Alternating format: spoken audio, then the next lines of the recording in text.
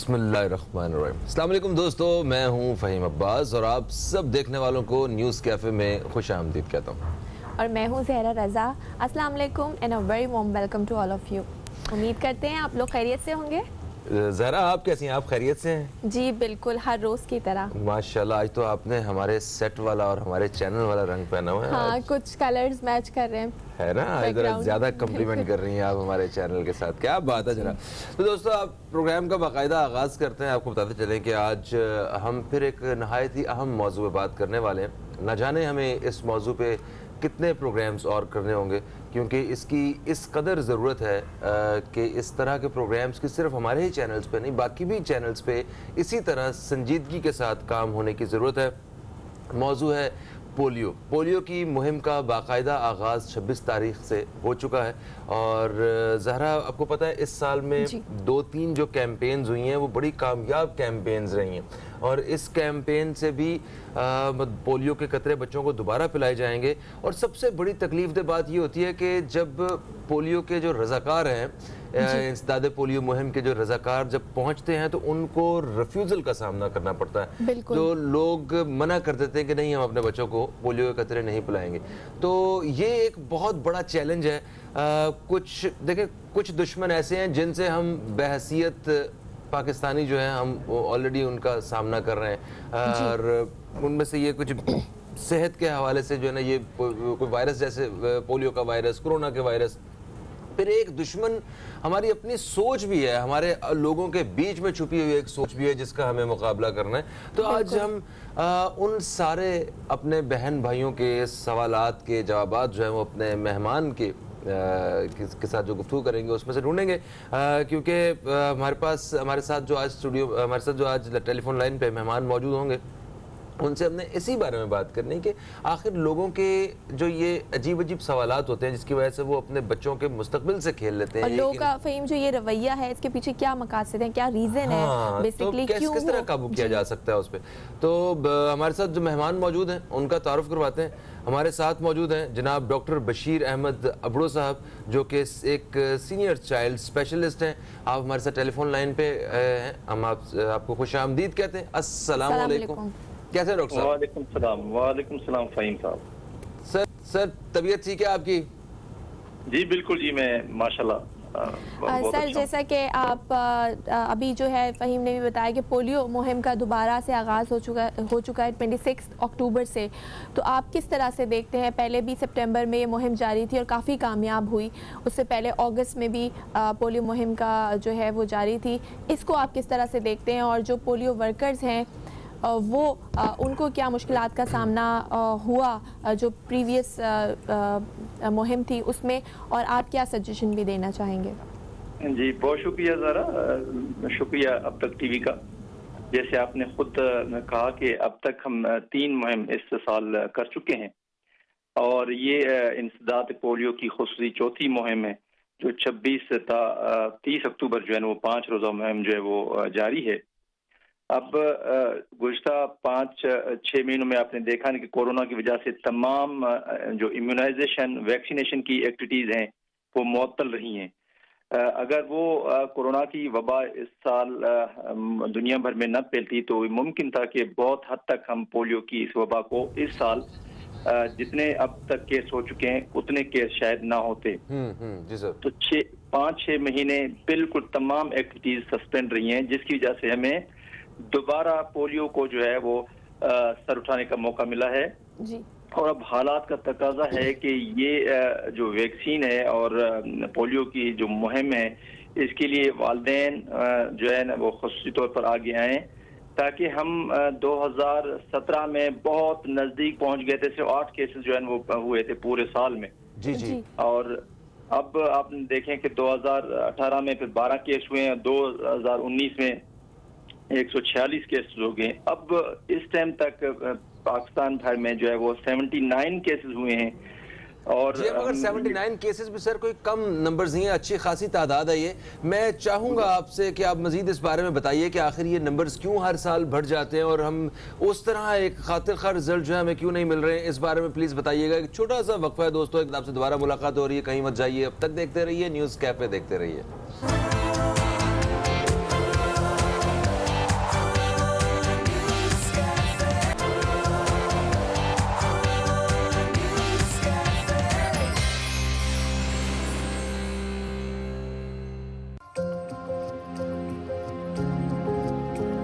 Virus के बावजूद हुकूमत पाकिस्तान पोलियो के खात्मे के लिए पुरअज़्म है। अपनी जान की परवाह किए बगैर पोलियो हेल्थ वर्कर्स हमारे बच्चों के लिए अपने घरों से निकले हुए हैं। क्या हम अपने बच्चों के मुस्तकबिल के लिए उनको पोलियो के सिर्फ 2 कतरे नहीं पिलवा सकते? आए मिलकर पोलियो के खिलाफ खड़े हों, हम एक हैं।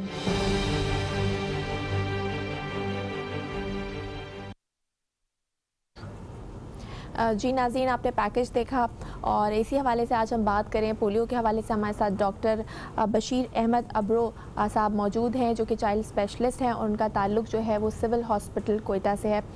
सर, पोलियो के हवाले से हम बात करें, आपने जैसे कि बताया कि लास्ट ईयर जो केसेस थे वो 149 के करीब थे और इस साल 80 के करीब केसेस हो गए। तो क्या वजूहात हैं, क्यों ये केसेस बढ़ रहे हैं मुसलसल? इसमें क्यों हम जो हमारा टारगेट है वो अचीव क्यों नहीं कर पा रहे हम? जी ज़रा मैं गुजारिश करूं, मैंने पहले भी कहा कि ये 6-7 महीने हमारे जो कोरोना की वबा की वजह से हमारी रूटीन की जो मुहिम है और इम्यूनाइजेशन की जो है वो नहीं हो सकी, उसमें ये सिलसिला थोड़ा मुतासर हुआ है। उम्मीद तो ये थी कि अगर ये 5-6 महीने मिलते तो हमें हमारी जो पोलियो की इस साल की जो केस हुए इतने अब तक ना होते, क्योंकि 6-7 महीने जो है ना वो पोलियो की मुहिम और दूसरी वैक्सीनेशन की मुहिम वो सस्पेंड रही है, आपने खुद महसूस किया। इसके अलावा मैं ये कहना चाहता हूँ कि बार बार हमारे सारे साथी जो बच्चों के डॉक्टर कहते हैं कि हमें रूटीन इम्यूनाइजेशन जो है, जो बच्चों की जो वैक्सीनेशन लगाने की मुहिम है वो बेहतर करना होगी। हमें दूर दराज इलाकों में पहुंचना होगा, खुसूसन अभी सर्दी आ रही है, अब कुछ ऐसे एरियाज हैं जहाँ पे सर्दियों में पहुंचना थोड़ा मुश्किल है, लेकिन इसके बावजूद भी हमारे पोलियो वर्कर इतनी हिम्मत और जांफशानी से उन इलाकों में भी पहुंच रहे हैं।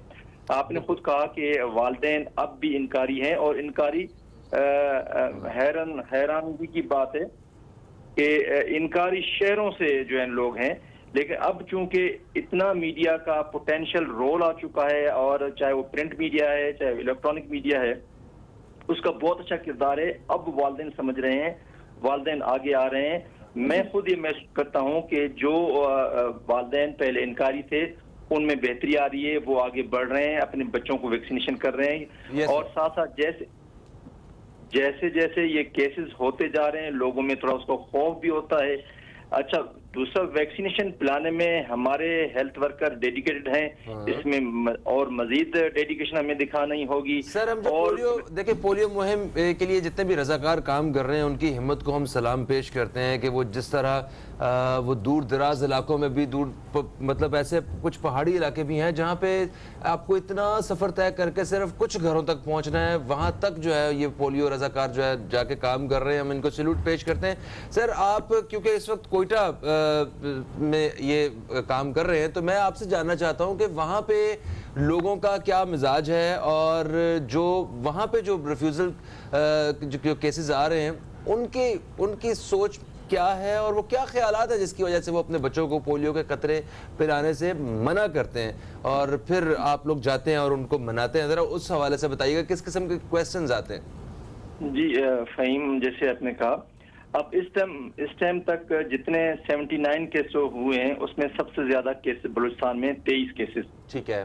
और अब इस मुहिम में हम बलूचिस्तान में 24 लाख से जायद जो बच्चों को जो है, जो 5 साल से कम उम्र के बच्चे हैं उनको वैक्सीनेशन करने जा रहे हैं। जो रीजंस हैं पोलियो की ना कराने की या इसकी यूं कहें कि फेलियर की, उससे हमें सारी कंट्री में सारी जो है ना जो दूसरे मुल्क के हिस्सों में है, बलूचिस्तान में भी वैसा ही रवैया है, लेकिन थोड़ी बलूचिस्तान में कुछ सिक्योरिटी चैलेंजेस हैं। जी हाँ। कुछ इलाकों में अब तक पहुंचना थोड़ा मुश्किल है। अच्छा। और मैं ये कहूँगा जैसे हमारे कुछ इलाकों में जो है ना केसेस जैसे किला अब्दुल्ला है, कोयटा है, पशीन है, जाफराबाद है, ये इन जिलों में जहाँ पे केसेस हो रहे हैं, मैं ये कहूँगा कि जो हमारे सियासी रहनुमा पॉलिटिकल वर्कर जो उन इलाकों के मुंतखब नुमाइंदे हैं उनको भी थोड़ा अपना रोल अदा करना चाहिए, वो आगे आए और इस मुश्किल को पाकिस्तान के लिए वो फील करें और उनको जहाँ जहाँ अपने वो जलसे जुलूस अपनी गैदरिंग करने जाते हैं ये भी थोड़ा सा मुहिम वहाँ के अपने इलाकों में चलाएं कि अपने बच्चों को आगे लाएं, अपने बच्चों को वैक्सीनेशन कराएं ताकि हम मुल्क से पोलियो का खात्मा कर सकें। सही। और बिल्कुल बिल्कुल बिल्कुल सही। जी बलूचिस्तान में ज़ारा जैसे बलूचिस्तान में ये भी अभी भी लोगों का थोड़ा कंसेप्ट है कि वैक्सीन अभी भी सही नहीं है, मौसर है कि नहीं है और इसके मुज़र असरात हैं, तो इसके पिलाने से मेरे बच्चे को ये खबरें कौन फैलाता है? ये ऐसी खबरें फैला कौन रहा है? लोग फैलाते हैं ना। देखें जी, जो अच्छी बातें वो कम फैलती हैं, जो अच्छी बातें नहीं होती हैं वो बहुत तेजी से फैलती हैं। ये बात सही है जी। बच्चे भी जो है ना वो बुरी बात जल्दी पिक कर लेते हैं, बड़े तो बड़े। और लेकिन मैंने कहा कि अब जो मीडिया का रोल है और लोग हमारे जो वैक्सीनेटर्स, डेडिकेटेड वैक्सीनेटर्स हैं, उनका अब लोग आगे आ रहे हैं। मैं फील कर रहा हूं कि इंशाल्लाह इसमें बेहतरी आएगी। लेकिन एक बात जहन में ये वालिदैन को जो है वो डालनी होगी कि वैक्सीन आपको हर बार पिलानी होगी और पोलियो की बीमारी के बारे में जो है वालिदैन को हमें आगाही देनी होगी। मैं हैरान हूं कि वालिदैन पोलियो वैक्सीन से तो परेशान हैं, पोलियो वैक्सीन से तो डर रहे हैं, लेकिन पोलियो की बीमारी से नहीं डर रहे हैं। सर थोड़ा सा मैं चाहूंगी आप इस बारे में बताइए, पोलियो वैक्सीन के बारे में लोग की कुछ गलत फहमियाँ हैं, लोग उसको लगवाने से डरते हैं, तो वो जो मिथ्स हैं वो गलत फहमियाँ भी चाहेंगे कि इस प्लेटफॉर्म से दूर हों जो हमें देख रहे हैं। आप बताएं कि इसमें इस किस्म के कोई केमिकल्स मौजूद होते हैं या नहीं होते, इस हवाले से सर हमें बताइए। मगर सर एक छोटे से वक्फे के बाद सर आपको तकलीफ देंगे इस बारे में जानने। छोटे से वक्फे के बाद दोस्तों आपसे दोबारा मुलाकात हो रही, कहीं मत जाइए, अब तक देखते रहिए न्यूज़ कैफे, देखते रहिए।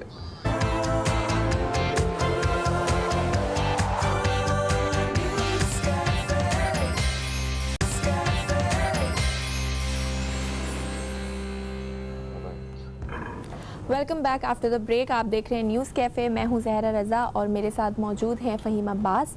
और आज हम बात करें पोलियो के हवाले से। इसी हवाले से हमारे साथ डॉक्टर बशीर अहमद अब्रो साहब मौजूद हैं जो कि चाइल्ड स्पेशलिस्ट हैं। सर ब्रेक पे जाने से पहले हम बात कर रहे थे पोलियो वैक्सीन के हवाले से कि वालिदैन को बहुत सारे ख़दशात हैं जिसकी बिना पे वो अपने बच्चों को पोलियो के कतरे नहीं पिलाते, और असल में ये ख़दशात नहीं बल्कि पोलियो वैक्सीन के बारे में जो गलत फहमियाँ हैं जो फैलाई जाती हैं, उस हवाले से आप हमें बताइए। जी ज़रा, आजकल मीडिया का दौर है। जैसे आपने कहा, एक छोटी सी वीडियो अगर व्हाट्सएप पे कोई डाल देता है तो उसका इम्पैक्ट, असर इतने लोगों तक आता है। जी। अब वो आप कोई अच्छी खबर भी हो, उतनी मैंने पहले भी कहा, इतनी अच्छी तरीके से नहीं फैलती जितनी ऐसी फॉल्स न्यूज इतनी तेजी से फैलती हैं। अब एक आध ऐसी न्यूज आ जाती है जिसमें इसके अगेंस्ट कोई ऐसी सिलसिला, जैसे लॉबीज तो हर चीज के अगेंस्ट है। मैं ये कहूंगा ज़रा, आपको चीचक जो है, स्मॉल पॉक्स जिसको कहते हैं, 80s में ये बीमारी हमारे मुल्क से, क्या ग्लोब दुनिया से खत्म हुई जी। उस बीमारी के बारे में भी इतनी ही बातें होती थी, इतनी ही वैक्सीन के बारे में बातें होती थी जो आजकल पोलियो के बारे में हो रही हैं। लेकिन अल्हम्दुलिल्लाह उस जमाने के निस्बत आज का जो मीडिया है आजकल जो है वो बड़ा स्ट्रांग है। तो मैसेज जो है जो हम आप सारे पहुंचा रहे हैं, ये उस जमाने की निस्बत ज्यादा अच्छा है। तो हम इंशाल्लाह आने वाले दिनों में, जैसे पहले चीचे के बारे में लोग बातें करते थे, आज पोलियो के बारे में बातें कर रहे हैं। हकीकत में इन चीजों का कोई भी इससे ताल्लुक नहीं है। लोगों को हर हाल में आगे आना होगा, वालिदैन को अपने बच्चों को पोलियो की वैक्सीन करानी होगी ताकि हम इस बीमारी से मुल्क का जो है वो मुल्क से जान छुड़ा सकें। डॉक्टर साहब, आपने बिल्कुल सही मिसाल दी कि दुनिया भर से एक बीमारी को मुकम्मल तौर पे ख़त्म कर दिया गया है, वो है चेचक, जिसको स्मॉल पॉक्स कहते हैं, और पाकिस्तान से भी वो मुकम्मल तरीके से ख़त्म हुई है। इंशाल्लाह पोलियो भी इसी तरह ख़त्म हो जाएगा। मुख्तलिफ जो शोबे हैं, मुख्तलिफ प्लेटफॉर्म्स हैं, उन्हें अपना किरदार अदा करने की ज़रूरत है। जिस तरह आप बहैसियत डॉक्टर अपना काम कर रहे हैं, हम लोग मीडिया पर्सन होने के नाते हम लोग यहाँ पे एक चैनल पर जो है वो इस हवाले से मुसलसल शोज कर रहे हैं, बाकी चैनल्स भी काम कर रहे होंगे और भी बहुत सारे प्लेटफॉर्म्स हैं। इस वक्त आप जानते हैं कि सोशल मीडिया का दौर है, और सोशल मीडिया पे क्या रोल प्ले करना चाहिए सबको, क्योंकि जितने लोग सुन रहे हैं वो सब कहीं ना कहीं सोशल मीडिया पे उनके अकाउंट्स हैं, उनकी अपनी जो है वो एक फॉलोइंग है, एक अपने एक सर्कल है उन सबका। तो हमें क्या किरदार अदा करना चाहिए सोशल मीडिया के हवाले से सबको पोलियो के खात्मे के लिए? देखें जी, आपने जैसे कहा कि हर आदमी का अपना एक छोटा सा जो है ना वो, चाहे वो फेसबुक है चाहे व्हाट्सएप है, उस पर जो अकाउंट है, मैं ये कहूँगा जो अच्छी अच्छी बातें हैं, जैसे इस वैक्सीनेशन के बारे में, पोलियो मुहिम के बारे में, जी। जो मुल्क के मफाद की चीजें हैं, ये हर आदमी को इंडिविजुअल लेवल पे जो है इसको फील करना होगा, इन सही। चीजों को फैलाना होगा, ताकि लोग छोटे आज 10 साल से लेकर 100 साल तक के जो है बड़े बूढ़े जो है ये मोबाइल यूज कर रहे हैं, और सारा दिन ज्यादातर लोगों का आजकल देखें टाइम इसी पे होता है। तो ये जो चीजें पॉजिटिव चीजें हम अगर फैलाएंगे तो उसका इम्पैक्ट डेफिनेट पेरेंट्स पे, फैमिली पे होगा, लोग देखेंगे और लोग फील करेंगे। मैंने कहा ना कि अब लोगों में जो रिफ्यूजल इनकारी सिलसिला था उसमें बेहतरी आ रही है, हम खुद फील कर रहे हैं, लोग आ रहे हैं, लोग फील करते हैं कि भी अब यही इसी में बेहतरी है और बच्चों को हमें हर हाल में वैक्सीनेशन करानी होगी।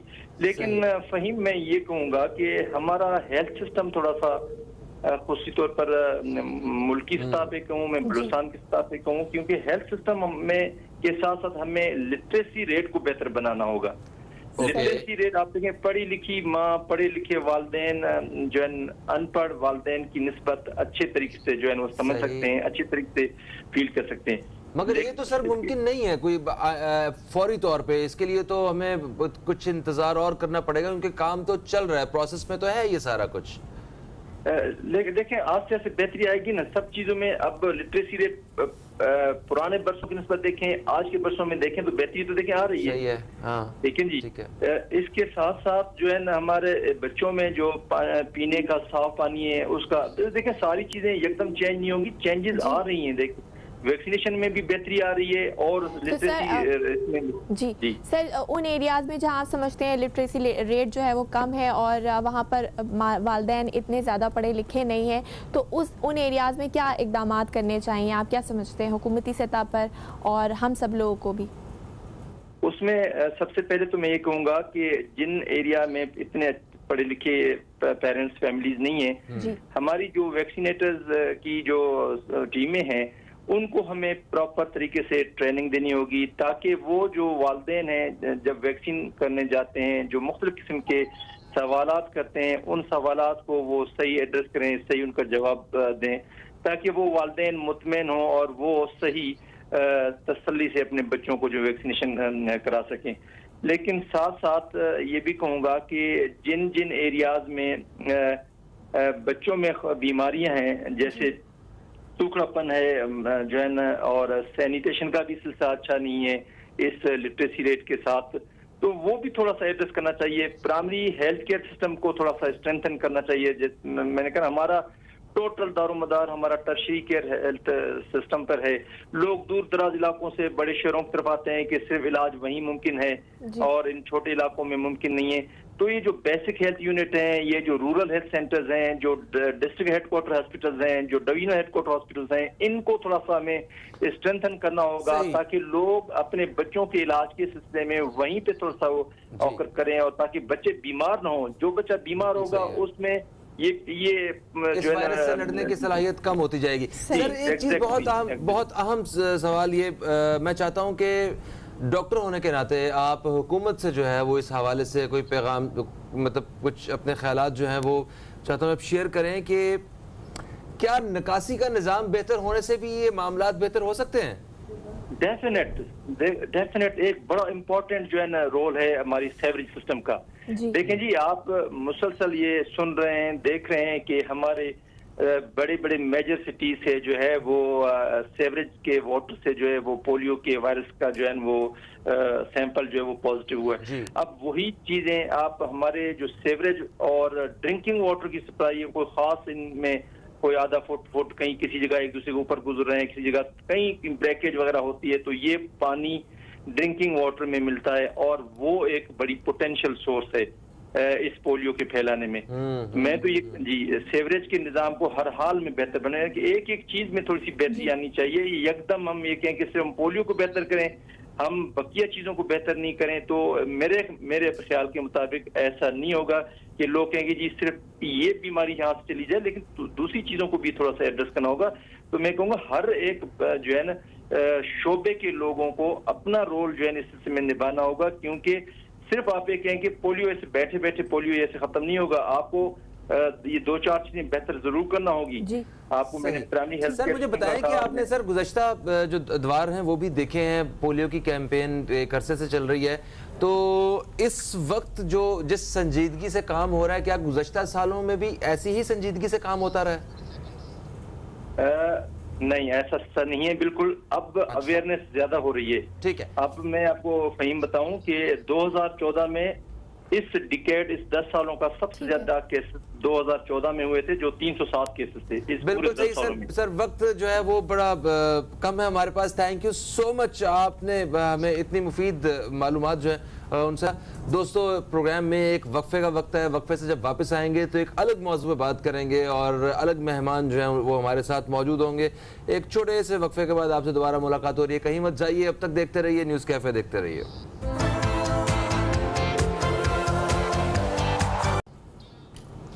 वेलकम बैक, आप देख रहे हैं न्यूज़ कैफ़े। मैं हूं फ़हीम अब्बास और मेरे साथ मौजूद हैं ज़हरा रज़ा, और प्रोग्राम के दूसरे हिस्से में हम दाखिल हो चुके हैं जहां पे हम एक और मौजू पे बात करेंगे।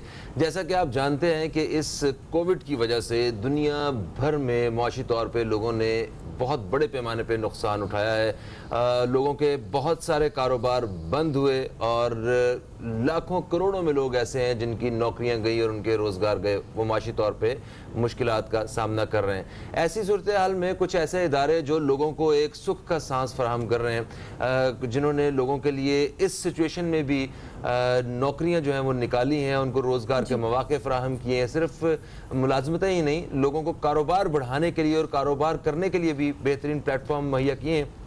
उन्हीं में से एक इदारा जो पाकिस्तान में एक बेहतरीन किरदार अदा कर रहा है, उनकी जानिब से आज हमारे साथ मेहमान मौजूद हैं। मैं बात कर रहा हूँ फूड पांडा के हवाले से, जहाँ बहुत सारे लोग बेरोज़गार थे, वहाँ राइडर्स की जॉब निकाली हैं। उसके अलावा इस कंपनी में बहुत सारी जॉब्स निकली हैं। बहुत सारे लोग जो कोई काम नहीं करते थे, उन्होंने, या उनके पास कोई मौका नहीं था, उन्होंने घर में अपने एक बिज़नेस शुरू किया और वो फूड पांडा के ज़रिए उन्होंने अपने ही किचन से एक बिज़नेस शुरू करके अपना एक रोज़गार ढूंढा। तो इस तरह के बहुत सारे अच्छे एस्पेक्ट्स हैं जिन पे आज हम बात करेंगे कि किस तरह फूड पांडा ने इस मुश्किल वक्त में अवाम का और पाकिस्तान की मईशत का साथ दिया, और किस तरह बाकी लोग जो इस वक्त प्रोग्राम देख रहे हैं वो किस तरह फूड पांडा से अपना एक फ़ायदा ढूंढ सकते हैं। और बिल्कुल, और इसी हवाले से फ़हीम हमारे साथ गेस्ट भी मौजूद हैं जो कि फूड पांडा का हिस्सा है, उनका तारुफ कराना चाहेंगे। हमारे साथ मौजूद है पिज़्ज़ा पॉइंट के जो CEO हैं, ऑनर है फैज़ान रावत साहब। अस्सलाम वालेकुम sir, welcome to the show. कैसे हैं सर आप? अल्हम्दुलिल्लाह। सर, कैसा आगाज़ था, कैसा सफ़र आपका चल रहा है फूड पांडा पे? कब ख्याल आया और किस तरह से आप इसको देखते हैं कि फूड पांडा पे आने के बाद आपका जो बिज़नेस है उसमें क्या फ़ायदा हुआ, कस्टमर्स बढ़े? और स्पेशली जैसे कि फ़हीम ने भी बात की कोविड के दौरान, जबकि रेस्टोरेंट्स बंद हो गए थे और बहुत मुश्किल थी, बट फूड पांडा ने अपने ऑपरेशंस और डिलीवरीज़ जारी रखी, होम डिलीवरीज़। क्या कहेंगे इस हवाले से? बेसिकली मैं आपको बताऊंगा कि 10 साल से हम ये कारोबार कर रहे हैं जी, और 3 साल गुज़श्ता 3 साल से हम फूड पांडा के साथ इंटीग्रेटेड हैं। इस वक्त हमारी 16 आउटलेट्स कराची में काम कर रही हैं माशाल्लाह। फूड पांडा का हमारे पास already dine in, delivery, take away already सब चल रहा था जी। फूड पांडा के आने से मार्केट में एक ऐप लॉन्च होगी जो कंज्यूमर एंड पे लोगों की सहूलत के लिए अच्छा जी। इस ऐप पे तमाम रेस्टोरेंट्स अवेलेबल हैं, हम भी अवेलेबल हैं, दूसरी चीज़ें भी अवेलेबल हैं। तो एक प्लेटफॉर्म पे कस्टमर को बहुत सारी चीज़ें चलेगी। उसके साथ फूड पांडा अपनी तरफ से जो भी प्रमोशंस ऑफर करता है, दूसरी चीज़ ऑफर करता है, इससे कस्टमर, हर रेस्टोरेंट अपने लेवल पे एक कस्टमर गेन कर सकता है। मतलब अपने बिजनेस को ऑलरेडी हम एक काम कर रहे हैं, साथ में ये ऐप आ गई। ये ऐप इसी तरीके से देखें कि अब आगे जो जितना भी वो है वो सारा ऑनलाइन सिस्टम पे है। अभी देखें लोग ऑनलाइन ऑर्डर की तरफ आना शुरू हो गए हैं। बाहर ममालिक में मेरे ख्याल से 60-65% लोग ऑनलाइन पे होंगे, लेकिन हमारे यहाँ 10-15% थे जो ऑनलाइन ऐप आने की वजह से अब आहिस्ता आहिस्ता लोग रेशियो इंक्रीज हो रहा है। अब हर रेस्टोरेंट अपनी ऑनलाइन एक ऐप निकाल रहा है। अब कस्टमर के लिए हर रेस्टोरेंट की ऐप रखना मुश्किल है। 10 रेस्टोरेंट है, वो 10 ऐप मोबाइल में डालेगा, उसका मोबाइल भी उसको। तो फूड पांडा बेसिकली एक सारे रेस्टोरेंट के लिए एक प्लेटफॉर्म। जी, बहुत सारे रेस्टोरेंट्स अवेलेबल हैं जी, और उस पर प्रमोशन भी चला रहे हैं। जो रेस्टोरेंट अपनी प्रमोशन चलाता है वो उधर चला सकता है, दूसरी चीज़ें हैं। और फूड पांडा जो है एक नेसेसिटी, एक सिस्टम सही है। सर हमने देखा कि आपने भी एक्सपीरियंस किया होगा कि इस कोविड के पीरियड में बहुत सारे रेस्टोरेंट्स वो बंद हुए हैं। अच्छा, वैसे भी रेस्टोरेंट्स के हवाले से अगर 1500 रेस्टोरेंट्स या 1000 रेस्टोरेंट्स नए खुलते हैं तो 1500 बंद हो रहे होते हैं, तो वो एक किसी किस्म की रेशो रहती है उसकी। तो इस दौरान जब रेस्टोरेंट्स बंद हो रहे थे और अभी भी कोई बहुत अमेजिंग जो है ना वो सिचुएशन नहीं है, तो ऐसी सूरत हाल में फूड पांडा कैसे सपोर्ट कर रहा है किसी कारोबार को एक थोड़ा सा शोल्डर देने के लिए, क्या कर रहा है? आप कोविड को देखेंगे ना, डे फर्स्ट से आप इसको नोट करें जी, डे फर्स्ट से आप चाइना से नोट करें, आप एक चीज देखेंगे कि वहां पर वुहान में जहां ये फैला था, वहां पर भी टेक अवे डिलीवरीज बंद नहीं हुए थे, वो नेसेसिटी थी। बिल्कुल, मतलब लोगों को खाना पीना उनकी जरूरत है ना, लेकिन हमारे यहाँ ये हुआ कि उसको इन्होंने टोटली जो है ना वो बंद कर दिया। तो भाई आप डाइनिंग्स तो बंद करें, ठीक है, वहाँ पर गैदरिंग हो रही है, दूसरी चीज़ें हो रही हैं, डाइनिंग्स में लोग बैठ रहे हैं आके, शादी हॉल वगैरह दूसरी चीज़ें आप बंद करें, लेकिन ये जो बेसिक नेसेसिटी थी, मतलब कि आपका utility store, take away deliveries कहीं बंद नहीं हुए, और वो शुरू में गवर्नमेंट ने यहाँ पर बंद किए, जिससे नुकसान हुआ बहुत ज़्यादा। इतना नुकसान हुआ कि बहुत सारे रेस्टोरेंट जो है वो इस वक्त लाइबिलिटीज में चले गए हैं, बंद हो गए आज नुकसान की वजह से। कोविड देखें, अभी इसके आफ्टर इफेक्ट्स नहीं आए, अब जब आफ्टर इफेक्ट्स आएंगे कोविड के, बहुत सारे रेस्टोरेंट लाइबिलिटीज में हो सकता है कि वो उनका नाम ही नहीं रहे। ये तो अभी आगे जाके पता चलेगा 4-6 महीने बाद। अच्छा, अभी और वक्त बाकी है बिल्कुल कि आगे अब मतलब नहीं। अच्छा, तो इधर लाइबिलिटीज में चलेगा ना, किसी ने रेंट नहीं दिए, किसी ने पेमेंट नहीं की, लेकिन इस सूरत हाल में टेक अवे डिलीवरी जब वो ऑन हुआ तो उससे रेस्टोरेंट्स को सपोर्ट मिली है, और उससे सपोर्ट देने में फूड पांडा का भी एक किरदार है कि वो कस्टमर एंड पे ये ऐप अवेलेबल थी, लोग टेक अवे डिलीवरीज के लिए वहाँ पर ऑर्डर करते थे, पहले डिलीवरीज पे कर रहे थे, अभी इन्होंने टेक अवे भी शुरू कर दिया, तो टेक आउट्स और डिलीवरीज इनके पास अच्छा, फूड पांडा कैसे सपोर्ट कर रहा है? जैसे मतलब एक रेस्टोरेंट है, जिस तरह फर्ज करें आप खुद हैं, तो पिज़्ज़ा पॉइंट है और उनके आपने कहा 16 ब्रांचेस हैं उसकी पूरे कराची में, तो आपके अपने डिलीवरी के लिए वो राइडर्स मौजूद हैं और सारा एक प्रोसेस सिलसिला चल रहा है। आपको फूड पांडा की जरूरत कैसे महसूस होती है, और अगर फूड पांडा खुद अगर फूड डिलीवर करता है ऑर्डर लेके, तो क्या आपके राइडर्स जो हैं उनकी जॉब तो नहीं जाएगी, या मतलब वो इस बारे में बताइए कुछ। देखिए, ये तो एक एक्स्ट्रा सपोर्ट है, और दूसरी चीज़ ये कि मैं जिधर बैठा हुआ हूँ उधर मेरे अपने कॉल सेंटर्स हैं, मैं अपनी ऐप लॉन्च कर सकता हूँ, लेकिन एक रेस्टोरेंट वाला, 2 रेस्टोरेंट वाले या छोटे रेस्टोरेंट वाले जो अपना कॉल सेंटर, क्योंकि एक कॉल सेंटर जनरेट करने में पूरा रेस्टोरेंट जितना खर्चा आ जाता है, तो वो पूरा कॉल सेंटर जनरेट करे, फिर वो ऐप जनरेट करे, उससे बेहतर है कि वो फूड पांडा पे चला जाए, फूड पांडा पे जाके उसको राइडर भी अवेलेबल हो जाएगा, कॉल सेंटर भी नहीं खोलना पड़ेगा, ऐप भी नहीं बनानी पड़ेगी। यानी कि फूड पांडा कॉस्ट इफेक्टिव, एक छोटे रेस्टोरेंट के लिए कॉस्ट इफेक्टिव है। देखिए, हर तरह के एस्पेक्ट्स हैं, मतलब थोड़ा बहुत तो जाहिर सी बात है, एक चीज़ वो चार्ज करते हैं जी, जब वो चार्ज करते हैं तो रेस्टोरेंट वाले थोड़ा सा परेशान होते हैं, तो उसको उनको एडजस्ट करना पड़ेगा। अगर वो कॉस्ट एडजस्टमेंट के साथ इनके साथ चलेंगे और ये लोग भी उनके साथ कॉस्ट एडजस्टमेंट के साथ चलेंगे, तो दोनों ग्रो कर सकते हैं। अब अगर अच्छा, प्रमोशन के पॉइंट ऑफ व्यू से मेरा ख्याल काफी ज्यादा एज होता है एक रेस्टोरेंट को, अगर कोई नई डील्स और प्रमोशंस। अच्छा, वैसे हमने जब भी देखा फूड पांडा खोला, पिज़्ज़ा पॉइंट एक अलग ही प्रमोशन जो है ना वो दे रहा होता है, तो ये पिज़्ज़ा पॉइंट की फूड पांडा के साथ क्या रिश्तेदारी है, किस तरह ये इतनी ऑफर्स देते हैं, ये भी हमें बताइएगा। एक छोटा सा वक्फा है दोस्तों, वक्फे के बाद आपकी खिदमत में हाजिर हो रहे हैं, कहीं मत जाइए, अब तक देखते रहिए न्यूज़ कैफे, देखते रहिए।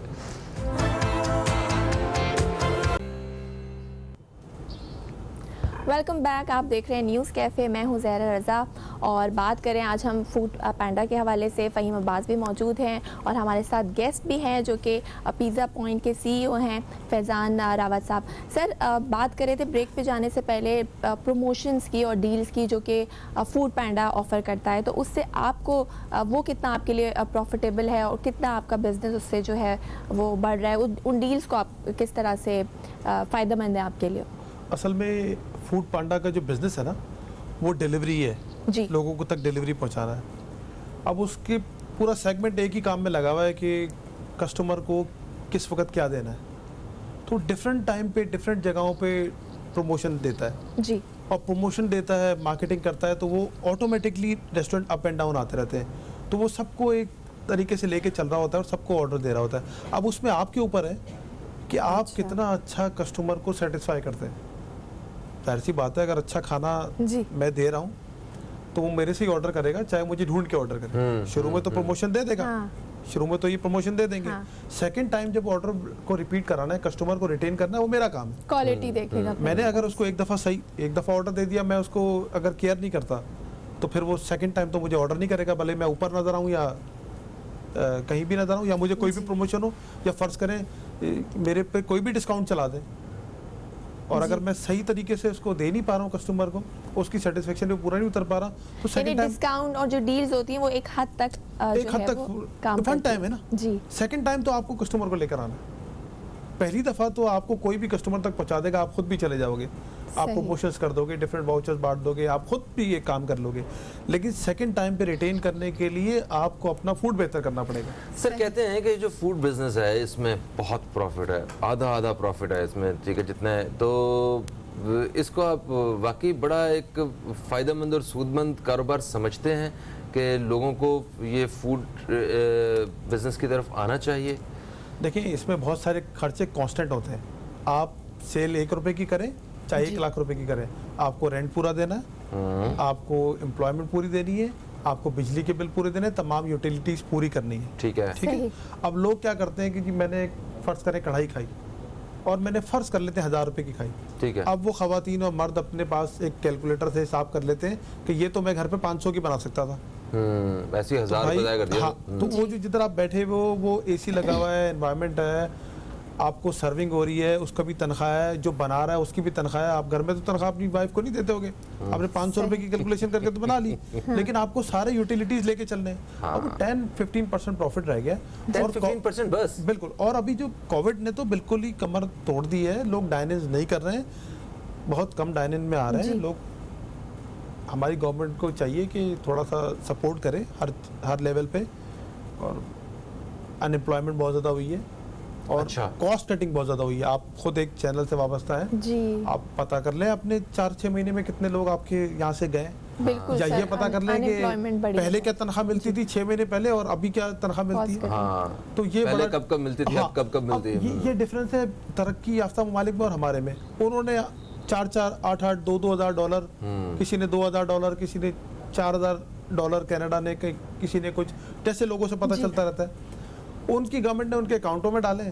और हमारे पास जो है वो बिजली भी बढ़ी हुई है, गैस भी बढ़ी हुई है, सब चीज़ बढ़ी हुई है। सॉरी प्लीज कंटिन्यू कीजिए। अच्छा सर, मैं ये पूछना चाह रही थी कि वो लोग जो कि नए बिजनेस स्टार्ट करना चाहते हैं, जैसे कि आज कल की सिचुएशन में बहुत मुश्किल है, तो जब आपने स्टार्ट किया एक ब्रांच से, अब नाउ माशाल्लाह आपकी 16 ब्रांचेस जो हैं वो ऑपरेट हो रही हैं, तो एज एन एंटरप्रेन्योर जो लोग आना चाहते हैं, तो आपको किस तरह से, क्या चैलेंजेस आपने फेस किए और क्या की क्वालिटीज़ होनी चाहिए इस बिज़नेस की तरफ आने? देखिए, एक रिस्क फैक्टर तो हर जगह है जी, एक रिस्क फैक्टर तो हर जगह रहता है। आप कोई भी काम करने जाते हैं, थोड़ा बहुत रिस्क तो आपको लेना पड़ता है, बिल्कुल लेना पड़ता है। लेकिन जब हमने पहली ब्रांच खोली तो वही बात कि हमने कस्टमर को रिटेन करना, क्योंकि हम तो ना उस वक्त एडवर्टीजमेंट कर सकते थे, ना हम कुछ और कर सकते थे। छोटी सी एक ब्रांच खोली थी जी, और लोगों ने उसको खाया, पसंद किया, तो 1 से 2, 2 से 3 और फिर बढ़ती चली गई, ठीक है ना। तो आज हम मार्केटिंग भी करने की कोशिश कर सकते हैं, क्योंकि वो 16 आउटलेट है, 16 जगह से पैसे आके एक जगह जाके फिर उसकी मार्केटिंग हो सकती है। लेकिन वो जो सिंगल आउटलेट से पहले स्टेप से शुरू किया था, उसमें ये काम नहीं हो सकता। तो आज भी अगर कोई खोलना चाहता है, वो मार्केट सर्वे करे, देखे मैं क्या कर सकता हूँ, उसका अपना पोटेंशियल इसमें होना चाहिए, उसका अपना शौक होना चाहिए। सही। अगर उसका अपना शौक नहीं होगा तो फिर वो नहीं चला सकता। सही। अच्छा, हमने ये देखा है कि हमारे यहाँ जो ख़वातीन हैं, ये हमारे जो पाकिस्तानी फूड हैं, भाई क्या कमाल के जायके हैं इसके। दुनिया भर में हम देखते हैं कि पाकिस्तानी फूड को बड़ा पसंद किया जाता है। अब तो कहीं भी आप जाके देखें तो गोरे जो हैं वो यहाँ जहाँ देसी फूड होता है, पाकिस्तानी फूड होता है, वहीं पे बैठे होते हैं और पाकिस्तानी से ज़्यादा बैठ के वो खा रहे होते हैं। खैर, वापस आते हैं। तो हमारी ख़वातीन जो हैं वो बड़े मज़ेदार और लज्जत से भरे हुए खाने बनाती हैं, और हर खातून कोई ना कोई एक चीज़ बहुत ही अच्छी बनाती है। ज़रा आप क्या अच्छा बनाती हैं वैसे? मैं बिरयानी देखें ना। अब जैसे ज़ारा हैं, अब ज़ारा जो है वो अगर अपना होम शेफ़ बनना चाहती हैं कि मैं एक अपना कारोबार भी शुरू कर लूँ मैं, तो अपने ही किचन से, अपने घर से, तो फूड पार्टनर किस तरह सपोर्ट करता है और क्या प्रॉफिट हो सकता है, ज़रा उस बारे में थोड़ा सा बताइए, देखने वाली जो ख़वातीन है उनके लिए। अच्छा, ये अच्छी चीज़ है कि उनको एक प्लेटफॉर्म मिल जाएगा फ़ौरन ही। इमीडिएटली प्लेटफॉर्म बन जाएगा। ना उनको बोर्ड लगाना है, ना उनको बताना है, ना उनको किसी को मैसेज करना है, ना कुछ भी नहीं दुकान लेनी है रेंट करना। पे। सिर्फ एक ही ज़ारा बिरयानी खोल दी है, ज़ारा ज़ारा बिरयानी। ज़ारा बिरयानी। ज़ारा बिरयानी अपने टाइमिंग भी रख सकती है कि जी मैं 12 बजे से 6 बजे तक काम करूंगी बस। सुबह 11 बजे तक यहाँ पे होती है ना शो पे, वही मतलब 12 बजे उसके बाद 12 बजे से, हाँ, एक सही लिमिटेशन के भी ठीक है, शाम को बच्चे आएंगे, मियाँ आएगा, उसकी देखभाल ये वो जो भी है, बट एक जनरल बात सही है। तो अब वो उसने एक टाइम लिमिट में उसने बोला जी मैं सिर्फ मॉर्निंग में ये बिरयानी इतनी बनाऊंगा, लिमिटेड स्टॉक बना के, और मैं उसको डिस्ट्रीब्यूट कर दूंगी। तो वो एक उस लिहाज से फूड पांडा एक बहुत अच्छा प्लेटफॉर्म है, लेकिन उसके अंदर वो सारी कॉस्टिंग इंक्लूड करें। अब खवातीन करती क्या है, वो तो सिर्फ फूड कॉस्ट इंक्लूड करके वो बना देंगी, लेकिन उसमें जो उनकी गैस लग रही है, बिजली लग रही है, भले वो रेजिडेंशियल लग रही है। ज़ारा बड़ी इंटेलिजेंट है, ज़ारा इतना बड़ा पतीला बनाएंगी बिरयानी का, जी जी बिल्कुल, और वो सारे डिब्बों में डाल के फ्रिज में डाल देंगे, ये माइक्रोवेव किया और ये राइडर को दे दिया, ऐसा ही करेंगे। नहीं वो कस्टमर फिर उसको देखें फ्रेश नहीं, सर मैं माफी चाहता हूँ, मैं ये लंबी बात है, एक वक्फा लेने दें हमें, वक्फे से वापस आते हैं फिर बताइएगा होम शेफ के हवाले से आप सबके लिए बड़ी मुफीद मालूमात जो है वो अभी हम डिस्कस करेंगे। एक वक्फे के बाद आपसे दोबारा मुलाकात हो रही, कहीं मत जाइए, अब तक देखते रहिए न्यूज़ कैफे, देखते रहिए।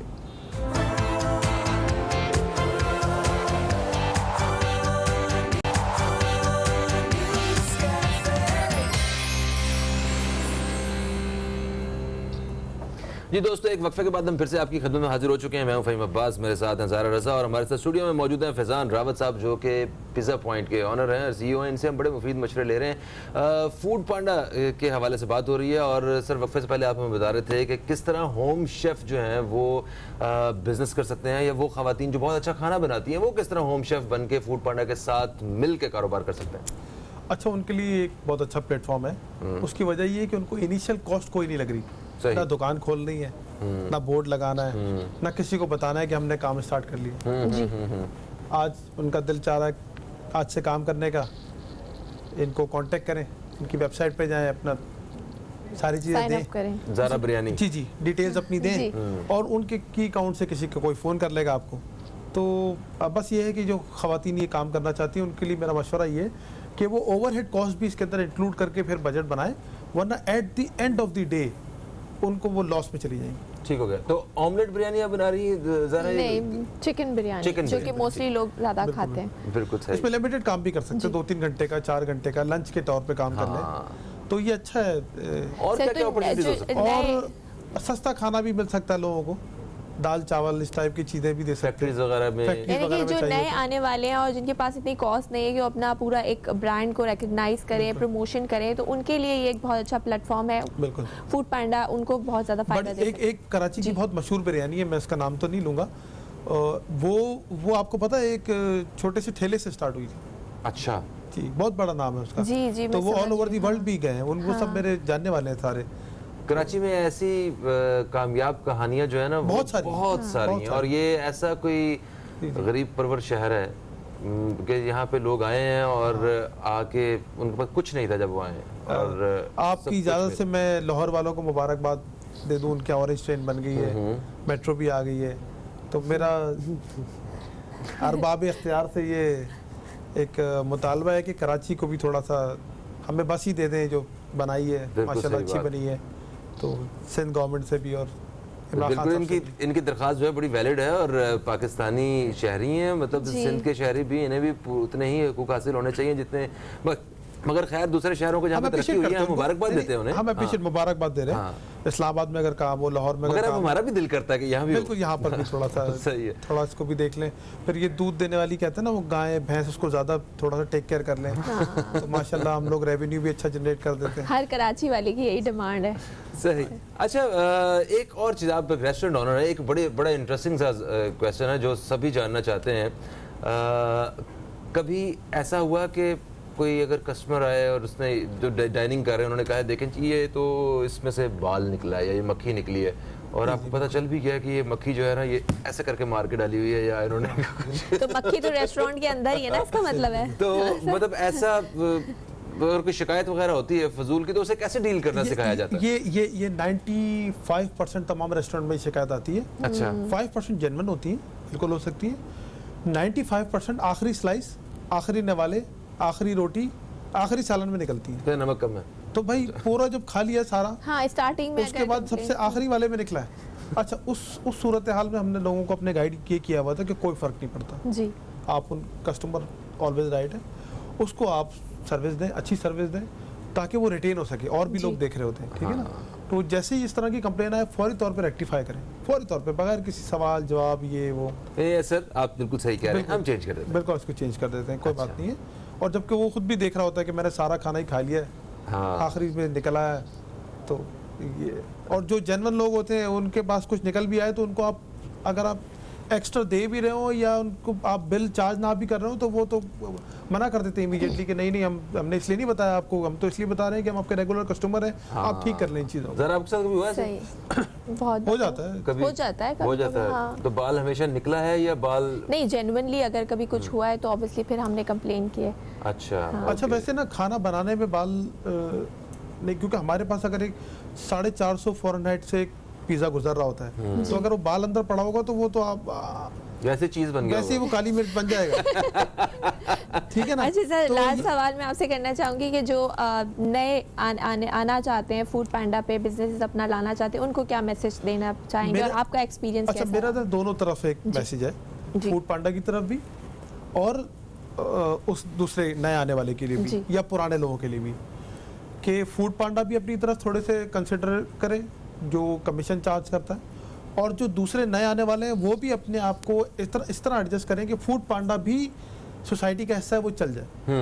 जी। क्योंकि वो देखें, आप बाहर जाए ना तो वहाँ पर ये जो इतने प्लेटफॉर्म है ये सहूलत के लिए हैं। जितने प्लेटफॉर्म कराची में आएंगे या पाकिस्तान में आएंगे वो हमारी सहूलत के लिए कंज्यूमर एंड पे, ना कि कंज्यूमर एंड पे वो चला जाएगा। दूसरा ये कि वो हम लोग जो बैठे हुए हैं रेस्टोरेंट वाले, उनके लिए भी बेनिफिशियरी है। सही सही। दोनों एक दूसरे के साथ बहुत देर तक और बहुत आगे तक चल सकते हैं। ठीक है। फूड पांडा ये नहीं करे कि आज ही मैंने पैसे बनाने, और रेस्टोरेंट भी ये ना करे कि यार सारे पैसे मैंने थोड़े से ऐड कर दें, थोड़ा कंज्यूमर साइड पे भी चला जाए। Sir thank you so much, आप तशरीफ लाएं और हमारी दुआ है कि आपका जो कारोबार है ये और ज़्यादा इसी तरह तरक्की करे और फूड पांडा जिस तरह आम लोगों में रोज़गार या कारोबार उनके बढ़ाने के लिए जो सहूलत फराहम कर रहा है, उनकी तरफ से भी कोशिशें और ज़्यादा हो जाएं। और जो लोग फूड पांडा का हिस्सा बनना चाहते हैं होम शेफ़ के लिए, वो फूड पांडा की वेबसाइट पर जाएँ, साइन अप करें और वहाँ पर सारी अपनी मालूमात शेयर करें।